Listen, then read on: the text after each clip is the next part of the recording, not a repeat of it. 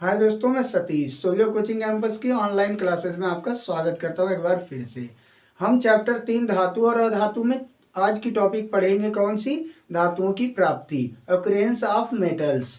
इसके विषय में जानने से पहले मैं आपको कुछ बातें याद दिला देता हूँ। आपने धातुओं की जो भी चीज़ें प्रयोग की हैं अपने दैनिक जीवन में, एवरीडे लाइफ में, तो उनको जरा ध्यान से देखिएगा। क्या वो कहाँ से आती हैं, वो कैसे बनाई जाती हैं, धातुएं कहाँ से प्राप्त होती हैं, इन सब चीज़ों के विषय में आप सोचेंगे तो सारे क्वेश्चनों के बाद आपका लग जाता है क्वेश्चन मार्क्स, क्योंकि आपको इनके विषय में कुछ पता नहीं है। कुछ के विषय में पता होगा कि ये कहाँ से आती हैं, लेकिन पूरी तरह से आपको उनकी जानकारी नहीं है। इस टॉपिक के आधार पर हम पता कर सकते हैं कि वो धातुएं कैसे प्राप्त होती हैं और हम उनका उपयोग किस प्रकार करते हैं। तो चलिए बिना देरी किए वीडियो को स्टार्ट करते हैं। तो हमारी टॉपिक है आज की धातुओं की प्राप्ति। तो मैं आपको बताता हूँ, शुरुआत करता हूँ खनिज से। खनिज को मिनरल्स कहते हैं, आपको पता होगा, मिनरल्स। ठीक है, खनिज के विषय में जान लेते हैं। देखिए, जितनी भी धातुएं हैं वो हमको भूपर्पटी से प्राप्त होती हैं, चाहे वो चट्टानों में उपस्थित हो, चाहे जमीन से खोद कर निकाली जाए, चाहे सतह पर बहते हुए पानी में प्राप्त हों। ठीक है ना, कहीं से भी प्राप्त होंगी तो हम उसे कहेंगे स्रोत। जहाँ से प्राप्त हो जाए, धरातल से प्राप्त हो जाए, पानी से प्राप्त हो जाए, जैसे समुद्र में लवण है तो लवण किसके होते हैं? धातु और अधातुओं के मिलने से बने होते हैं। जैसे NaCl में Na धातु है कि नहीं, सोडियम है ना, तो इसका मतलब समुद्र का जल भी धातुओं का क्या है? स्रोत है। तो खनिज किसे कहते हैं तो इसे जान लीजिएगा।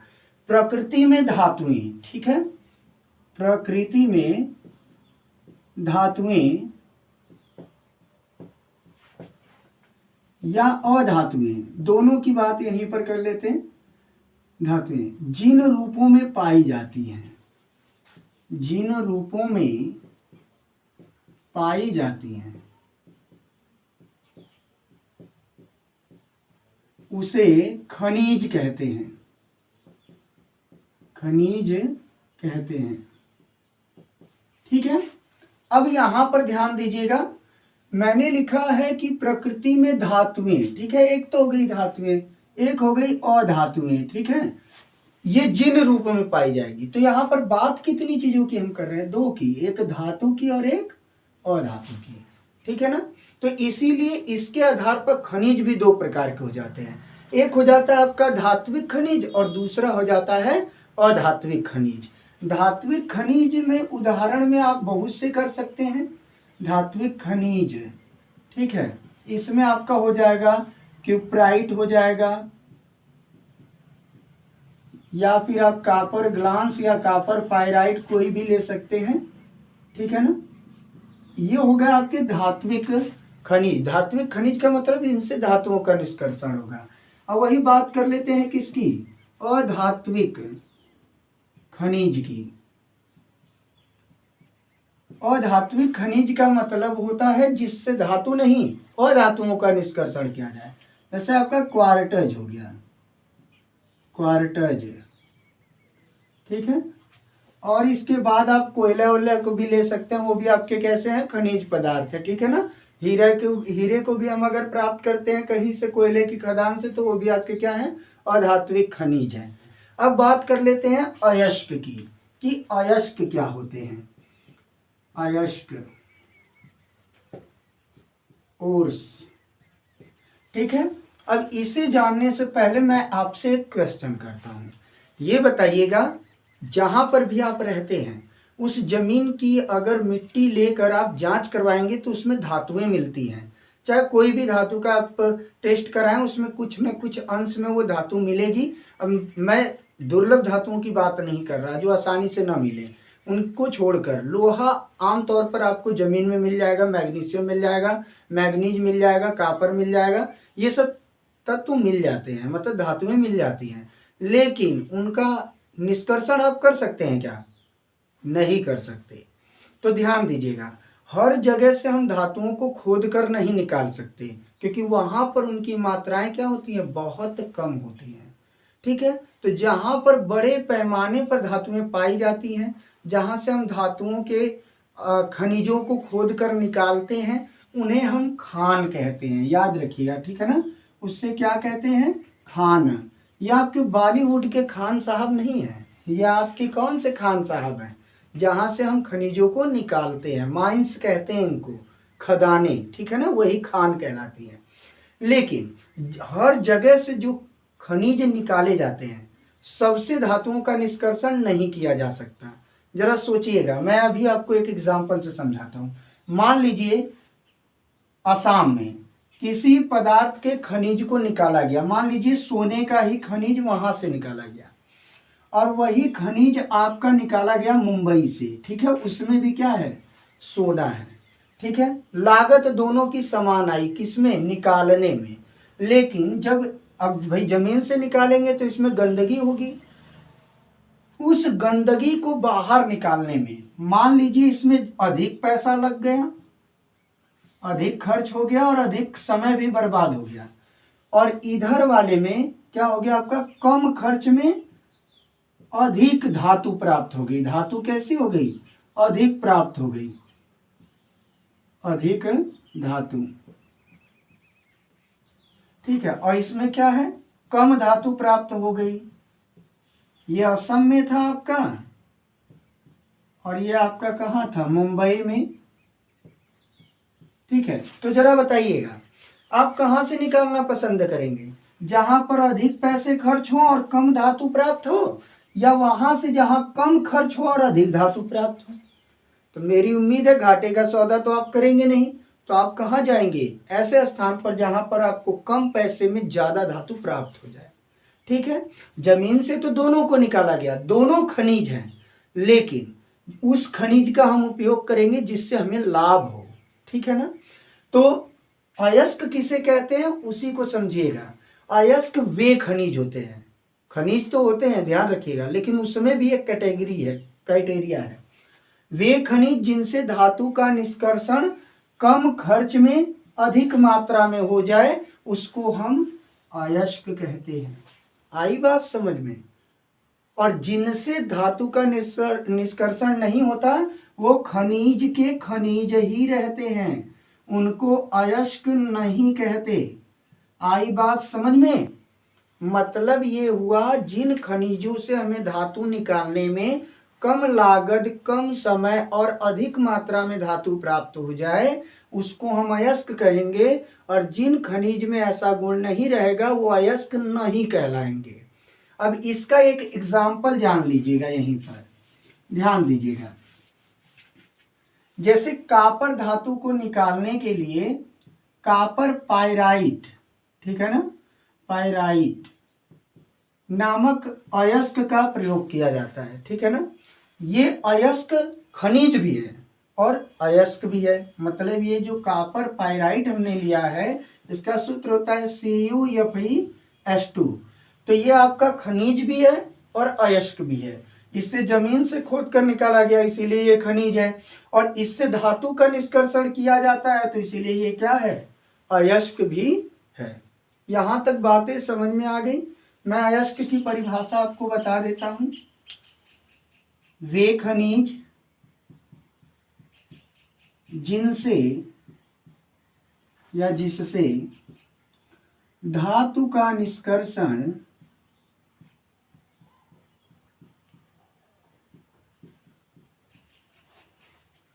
आर्थिक दृष्टि से लाभदायक होता है, आर्थिक दृष्टि से लाभदायक होता है,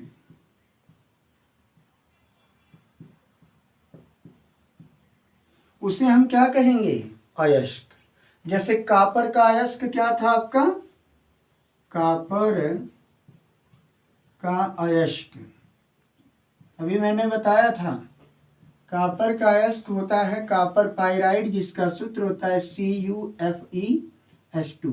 दरअसल ये लोहे और कापर का संयुक्त सल्फाइड अयस्क है। देखिए इसमें कापर है और ये क्या है आपका? आयरन है, लोहा है, और ये यस का मतलब सल्फाइड होता है। तो अब इसमें हम जान लेते हैं कि जो प्रकृति में धातुएं पाई जाती हैं उनकी अवस्था क्या होती है। तो प्रकृति में जो धातुएं खनिज या अयस्क के रूप में पाई जाती हैं वो दो रूपों में पाई जाती है। एक होती है आपकी मुक्त अवस्था और दूसरी होती है आपकी संयुक्त अवस्था। संयुक्त या यौगिक की अवस्था भी कह सकते हैं। इसका मतलब क्या हुआ आप समझ गए होंगे, ध्यान दीजिएगा। मुक्त अवस्था का मतलब ये होता है कि वो अकेला होगा, यौगिक के रूप में नहीं होगा। अब ये मत सोचिएगा कि लोहा या सोना उसी तरह मिल गया, आपको कहीं मिल गया बस उठा कर लेकर चल दिए, नहीं। उसमें कंकड़ पत्थर मिट्टी इन सब की अशुद्धियां रहेंगी, लेकिन वो यौगिक के रूप में नहीं रहेंगी। मतलब जो भी धातु का आपको मुक्त अवस्था में अयस्क प्राप्त होगा या खनिज, उसमें यौगिक नहीं होंगे, वो अकेले अवस्था में होगा। जैसे अगर मान लीजिए कहीं पर खुदाई हुई और सोना आपको मिल गया, तो सोना तो रहेगा ही उसमें एयू, साथ में मिट्टी कंकड़ ये सब चीजें भी होंगी, ठीक है ना, कंकड़, आई बात समझ में। तो ये सब चीजें होंगी, लेकिन जो सोना होगा वो किसी यौगिक के रूप में नहीं होगा। संयुक्त अवस्था का मतलब क्या होता है, इसमें एक तत्व जो धातु होगी वो तो होगी, लेकिन किस रूप में होगी, यौगिक के रूप में होगी, उसके साथ कोई और भी तत्व होगा। जैसे अभी हमने देखा था ना कापर पाइराइट, कापर पाइराइट में क्या था, कापर तो थी ही, उसके साथ यफी भी था और यश भी था। तो इसका मतलब क्या हुआ कि ये यौगिक के रूप में पाए जाएंगे। कौन, संयुक्त अवस्था वाले जो होंगे खनिज, ठीक है। अब इसे एक तरीके से और समझिएगा, ठीक है, यहां पर देख लेते हैं। मुक्त अवस्था में वे ही तत्व पाए जाते हैं जो बहुत कम क्रियाशील होते हैं, बहुत कम क्रियाशील, ठीक है। और संयुक्त अवस्था में कौन होते हैं, जो अधिक क्रियाशील होते हैं, अधिक क्रियाशील। तो मेरी उम्मीद है आपको समझ में आ गया होगा कि हम अयस्क को भी दो भागों में बांट सकते हैं, एक मुक्त अवस्था में और एक संयुक्त अवस्था में। मुक्त अवस्था में वे होंगे जो कम सक्रिय धातुओं के होंगे, और संयुक्त अवस्था का मतलब ये हुआ कि जो अधिक क्रियाशील धातुएं होंगी वो पाई जाएंगी आपकी यौगिक के रूप में। कुछ धातुएं हैं जो मुक्त एवं संयुक्त दोनों अवस्थाओं में पाई जाती हैं। अब वो कौन सी हैं, तो इसे जान लीजिएगा। पूछा भी जाता है बहुत से एंट्रेंस एग्जाम में कि निम्न में से कौन सी धातुएं मुक्त एवं संयुक्त दोनों रूपों में पाई जाती हैं। तो आइए देख लेते हैं। पहला तो हो गया आपका कापर, दूसरा हो गया एयू, तीसरा हो गया एजी, चौथा हो गया आपका पीबी, और पांचवा मान लीजिए आप एचजी, ईटीसी, ठीक है।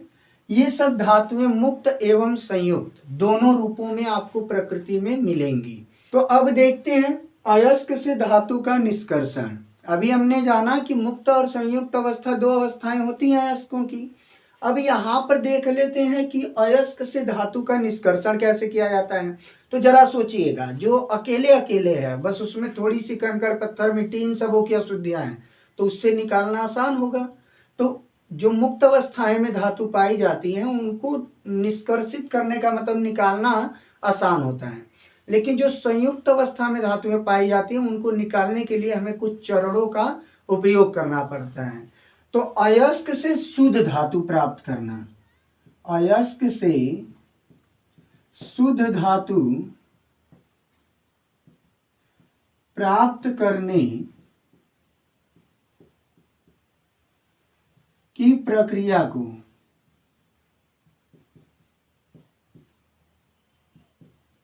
धातु कर्म कहते हैं, धातु कर्म कहते हैं। भाई क्यों धातु कर्म है, तो इसे जान लेते हैं। धातु के साथ जो प्रक्रियाएं कराई जाएंगी वो एक तो होंगी नहीं, क्योंकि उसमें जो पदार्थ पाए जाते हैं वो कई प्रकार के होते हैं। तो इसीलिए धातु कर्म के अंतर्गत कुछ चरणों को रखा गया है। अब वो चरण क्या होते हैं अब इसे जान लेते हैं। पहला तो ये होता है अयस्क की पिसाई, अयस्क की पिसाई। दूसरा आपका होता है अयस्क का सांद्रण, अयस्क का सांद्रण। और फिर होता है सांद्रित अयस्क का भर्जन, और फिर होता है सांद्रित अयस्क का निस्तापन, और फिर इसके बाद होता है प्रगलन, प्रगलन, और लास्ट में आपका किया जाता है धातु का शोधन, धातु का शोधन। अयस्क की पिसाई का मतलब होता है अयस्क को जब जमीन से, मतलब खनिज को जब जमीन से निकाला जाता है तो उसमें से चुनाव किया जाता है कि जिससे धातु का निष्कर्षण हो सके, तो उसे हम अयस्क कहते हैं। जब अयस्क के बड़े टुकड़ों को थ्रेसर या हथौड़े से तोड़कर बाल मिल या स्टैंप मिल में पीसा जाता है, किस मिल में? बाल मिल या स्टैंप मिल में पीसा जाता है, तो उसी को हम कहते हैं अयस्क की पिसाई। फिर पीसे हुए अयस्क में भाई कंकड़ पत्थर मिट्टी की अशुद्धि रहती है, तो अयस्क से जब हम कंकड़ पत्थर मिट्टी की अशुद्धियों को दूर करते हैं तो उसे कहते हैं अयस्क का सांद्रण। अब ध्यान दीजिएगा, सांद्रण के बाद आ रहा है भर्जन। तो सांद्रित अयस्क, भाई सांद्रण हुआ है तो उस अयस्क को हम कहते हैं सांद्रित अयस्क। सांद्रित अयस्क को उसके गलनांक के नीचे, मतलब गलने नहीं देना है उसे, इतने ताप पर गर्म करिए कि वो गले ना।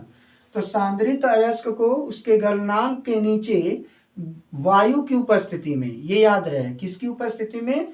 वायु की उपस्थिति में गर्म करने की प्रक्रिया को क्या कहते हैं? भर्जन। ठीक है, अब निस्तापन जान लेते हैं। इसमें क्या होता है? सांद्रित अयस्क को वायु की अनुपस्थिति में, वायु हटाई दे रहा हूं मैं, वायु की अनुपस्थिति में उसके गलनांक के नीचे गर्म करने की प्रक्रिया को निस्तापन कहते हैं।